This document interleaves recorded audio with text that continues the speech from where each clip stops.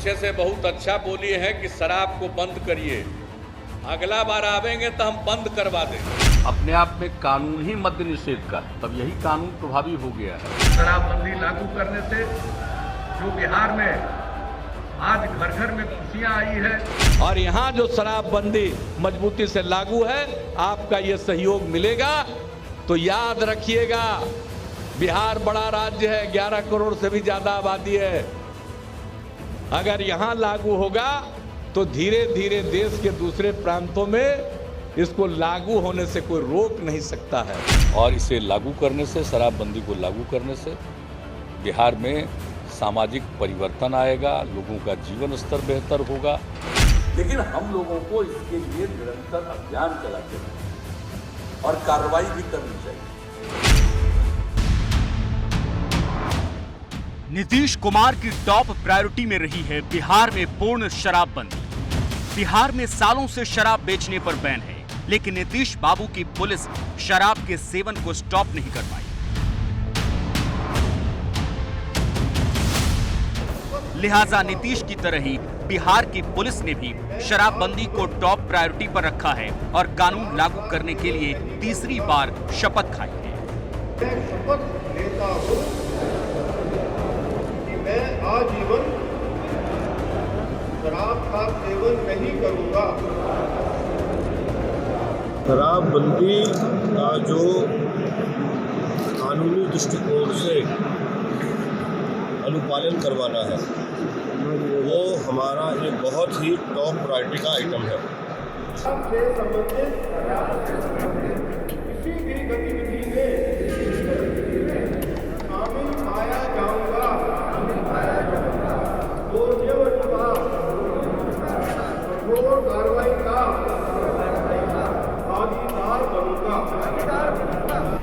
ये नीतीश की पुलिस की तीसरी कसम है शराबबंदी को रोकने के लिए। सवाल है कि क्या इसका नतीजा भी राज कपूर की फिल्म तीसरी कसम जैसा ही होगा, जो बड़े बड़े सितारों के बाद भी फ्लॉप साबित हुई थी। सवाल का आधार है बिहार में शराबबंदी लागू होने के बाद के हालात, क्योंकि अप्रैल 2016 में नीतीश कुमार शराबबंदी का सख्त कानून लेकर आए। 5 अप्रैल से पूरे राज्य में शराबबंदी लागू हो गई, लेकिन लगातार शराब बरामद होने और शराब तस्करी का सिलसिला जारी रहा। इसमें पुलिस की भूमिका भी सवालों के घेरे में रही है। लिहाजा तीसरी बार बिहार की पुलिस ने शराबबंदी को अमल में लाने के लिए शपथ खाई है। इससे पहले 4 अप्रैल 2016 को बिहार पुलिस ने पहली बार शपथ खाई। 2019 में बिहार पुलिस ने दूसरी बार शपथ खाई थी। बिहार के नए डीजीपी एसके सिंघल शराबबंदी को टॉप प्रायोरिटी का आइटम बता रहे हैं, तो शराब के धंधे से जुड़े लोगों के लिए शराब क्या है, जरा वो भी सुनिए। टंचमाल है उसका नाम। इस शपथ में सिर्फ शराबबंदी कानून को लागू करने की बात नहीं है, बल्कि पुलिसकर्मी खुद भी शराब का सेवन नहीं करेंगे, ये शपथ भी खा रहे हैं। इसकी जरूरत क्या है, इस पर डीजीपी की दलील सुनिए। समय समय पर उसको अपने अंदर रीइंफोर्स करना, उसका समावेश करना ज़रूरी है, ताकि इस अत्यधिक जो महत्वपूर्ण काम है उसको हम भूल ना जाएं और जो हमसे अपेक्षित जो हमसे इस प्रोहिबिशन को लागू करने के लिए अपेक्षित कार्रवाई है, वो कार्रवाई हम लगातार नियम अनुसार करते रहें। यही बात कभी नीतीश कुमार भी अपने भाषण में कह चुके हैं। मर्डर करने पर दूसरे क्राइम पर कितनी सजा है? मर्डर में तो आजीवन कारावास, फांसी की सजा, तभी मर्डर होता है जी। कुछ आदमी को आप सब कुछ भी कर सकते हैं सिर्फ कानून बनाने से। इधर से उधर गड़बड़ तो करेगा, कितना भी कुछ कर दीजिए तो कुछ आदमी का मन ही ऐसा होता है धंधा करने का, बाएं दाएं इधर उधर करने का। लेकिन हम लोगों को इसके लिए निरंतर अभियान चलाते रहना चाहिए और कार्रवाई भी करनी चाहिए। लेकिन बिहार में शराबबंदी पर सवाल उठते रहे हैं।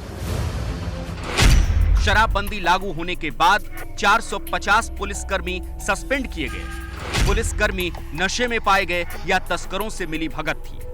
95 पुलिसकर्मी तो नौकरी से निकाल दिए गए। इसी साल नवंबर 2020 तक कुल 26.91 लाख लीटर शराब बरामद हुई। 48,187 लोगों को गिरफ्तार किया गया। इसके बाद भी हालात सुधरे नहीं हैं। ये बिल्कुल ताजा तस्वीर है हाजीपुर में सील की गई एक दुकान की। जब पुलिस ने ताला तोड़ा तो वहां से शराब की बड़ी खेप बरामद हुई। सूचना के आधार पर छापामारी की गई है। 50 कार्टून से ज्यादा शराब, दुकान बंद था। ये किस तरह का बिल्डिंग है सर? जिला परिषद का निरीक्षण परिसर रेंट का बिल्डिंग है ये। लगभग शराब कितना कार्टून है? 50 कार्टून। शराबबंदी जब से लागू हुई है तभी से ये बिहार की सियासत का बड़ा मुद्दा भी रही है। नीतीश के विरोधी इसे लेकर नीतीश को निशाने पर लेते रहे हैं, लेकिन शराबबंदी को लेकर नीतीश का इरादा और संकल्प बहुत साफ है। एक महिला ने कहा, अपना अनुभव बताया, कहा कि मेरे पति शराब पीते थे, शाम में घर लौट कर आते थे, झगड़ा करते थे और देखने में क्रूर लगते थे। शराबबंदी लागू हो गया, अब शाम में घर आते हैं, बाजार से सब्जी खरीद कर लाते हैं और अब हंसते हैं, मुस्कुराते हैं और अब देखने में अच्छे लगते हैं। ये क्या है मेरा? ये कितनी बड़ी बात है। नीतीश जो बात कह रहे हैं आंकड़ों में उसकी झलक भी दिखती है। पिछले 5 सालों में बिहार में घरेलू हिंसा के मामले में गजब की गिरावट देखी गई है। 2015 में ये आंकड़ा 2,792 था, 2016 में 3,794, 2017 में 3,776, 2018 में 2,539, तो 2019 में ये 2,397 पर आ गिरा।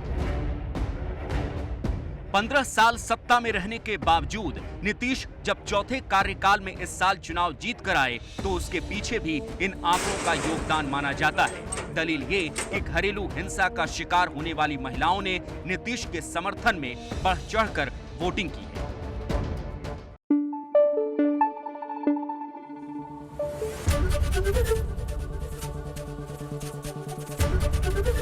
एबीपी न्यूज आपको रखे आगे।